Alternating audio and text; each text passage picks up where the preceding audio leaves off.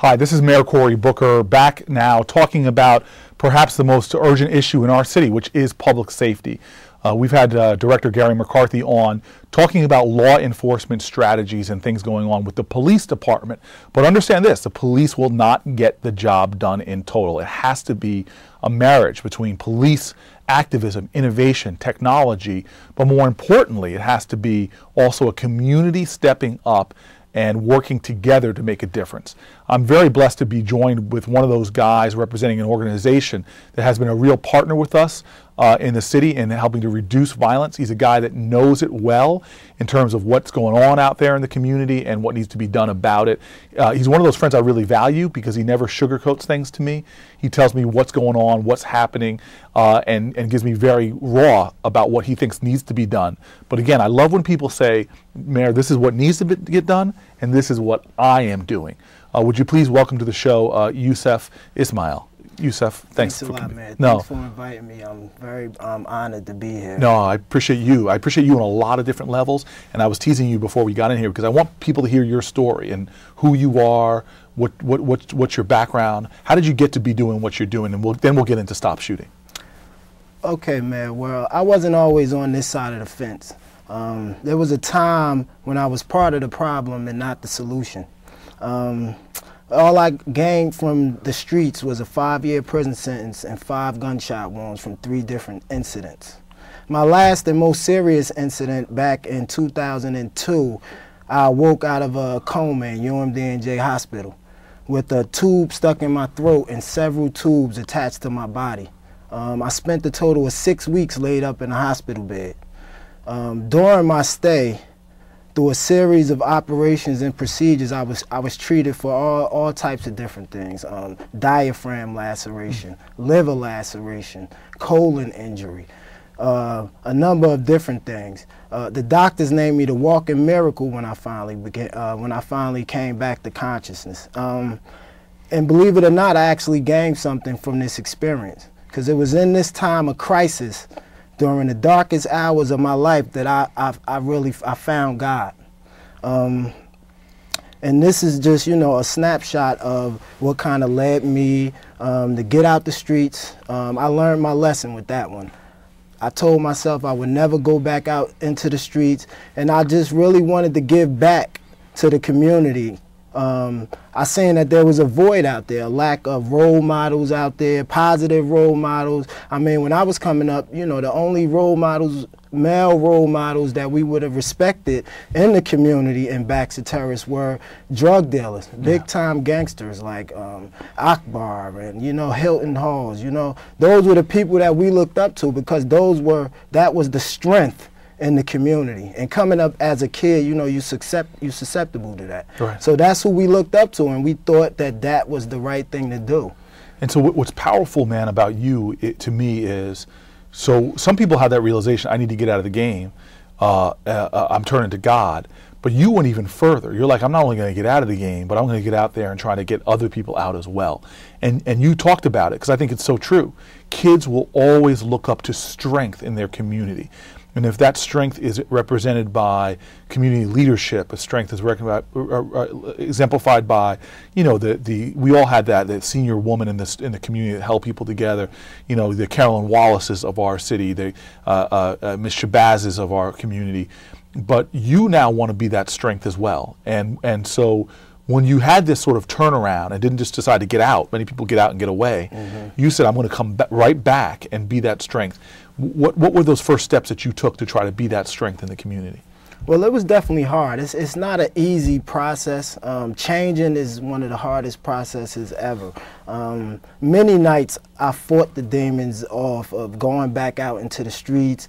You know, when I wasn't working, had 2 daughters to take care of. So the demons were always trying to pull me back in. But luckily I had a support system.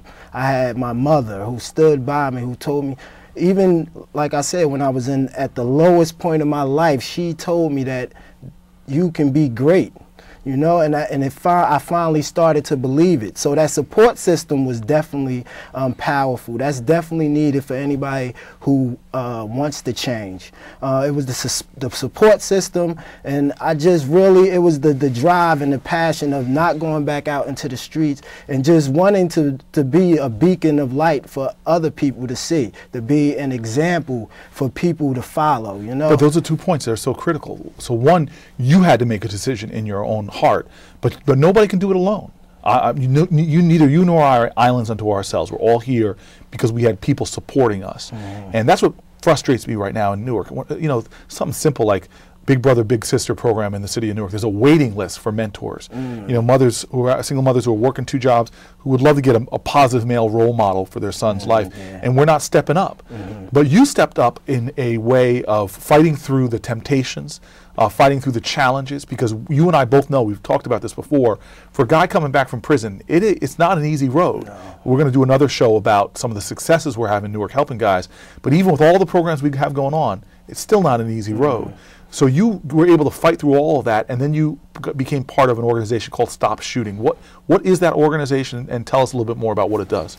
Well, right now, Stop Shooting is like a movement right now. We are one of the leading anti-gang and gun violence organizations in the community. Our mission is to assist in reversing the trend of senseless gun violence by providing alternatives for at-risk young people. So I came together with a group of friends, Al Tariq Anque and Fred Ruiz. We already were tired of our former lives, and we were doing different things in the community, coaching basketball teams, raising money to take kids on trips and things of that nature.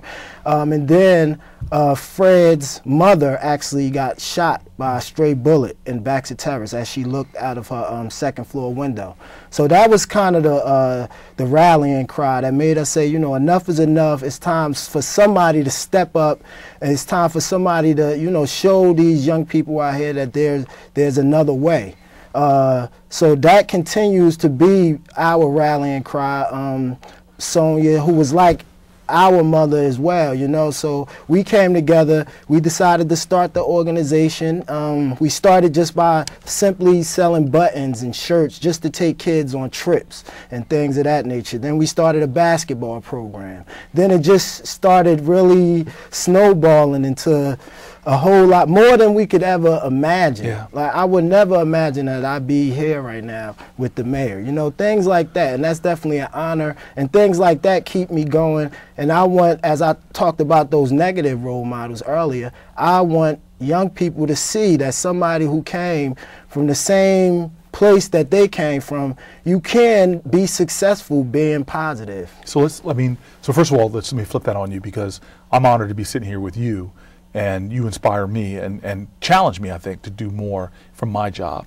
But let's just now, this is where I want to have a conversation, almost like the cameras on here, how you and I might talk. I'm gonna tell you something right now, and I had the police director here earlier. We drove down shootings in the city of Newark 4 years in a row.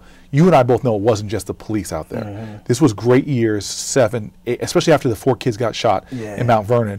Where we saw a spike in activism, people out there in the streets, people doing some positive things, a lot of good grassroots organizations working with us to start reducing violence. Year after year, came 4 years down, and now we're here in this tough year. And let's talk about what we were talking about off the camera.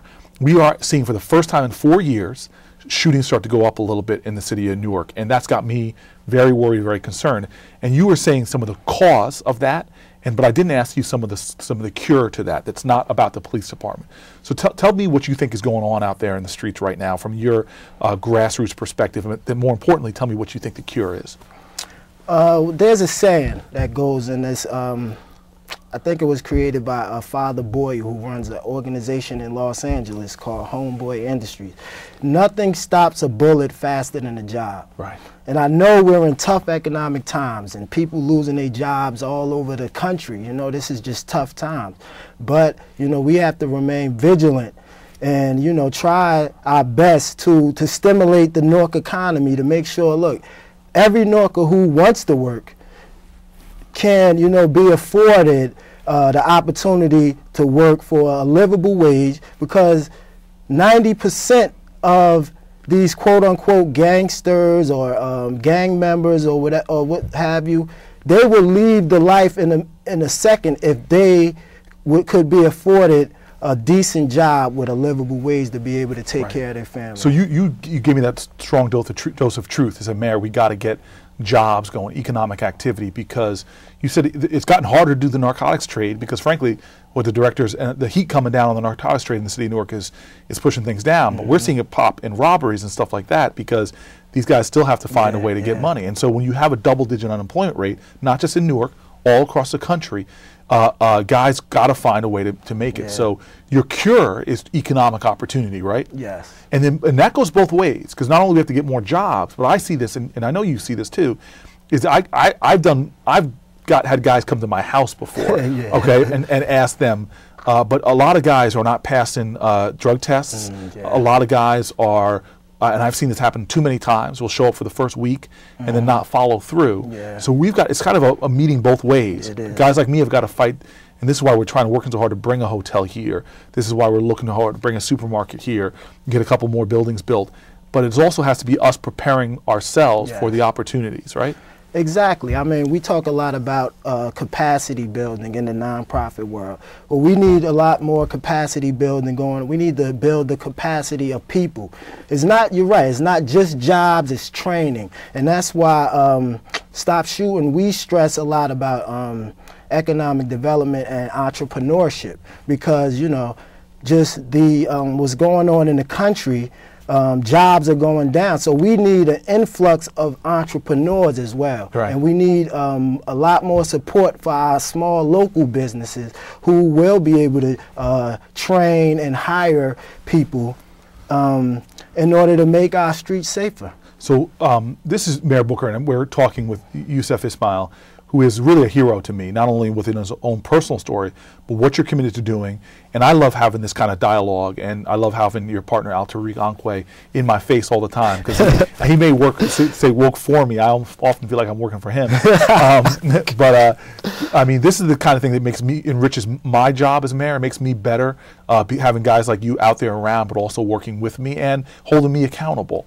And so I just want to say, as we we end this actually show, that this is Newark. You are Newark. You're up from these bricks. You've seen the toughest part of the bricks, but you're heroic now because you're standing up telling the truth, but not with your words, but with your example.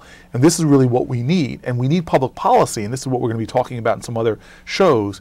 Ex-offender reentry programs, job training programs. I'm looking forward to a show we're going to be doing about the building boom that we're going to be seeing in Newark in 2011, because we're going to be breaking ground on a lot of projects. But then you and I have worked together also about making sure that our people get hired on these projects, laborer jobs and things like that. So there's a lot of work to do. But this is the time, I say, in a tough economy, this is the time that we need people standing up and saying, you know what, I'm not going to throw stones, I'm not going to stand back and criticize, I'm going to roll up my sleeves, what can I do to help somebody? And everybody can do something, even if it's just mentoring a young person, even if it's just supporting a grassroots organization like yours. There's something for all of us to do to help drive down crime in the city of Newark. And if we have that kind of rise in community action, we're going to have that kind of decline in crime combined with the things that our director are doing. It's not the community versus somebody, it's all of us working together. And so I just want to thank Yusef one more time. Thank you for being on the show. Thanks a lot. And I just want to thank the viewing public for watching this, probably one of the most important shows we've done from the Mayor's Desk about public safety, but really a holistic vision of that, from the police department to community leaders to you. This is Newark, New Jersey. This is Brick City, and we are going to continue the progress here. This is not a hope. I believe it's our destiny to set the national example for urban transformation in public safety, economic empowerment, and taking back our communities. So thank you very much. I want to thank again Yusef and our police director for being the guests on this show. We'll be back with more from the Mayor's Desk on important issues on how to move Newark forward. Thank you very much.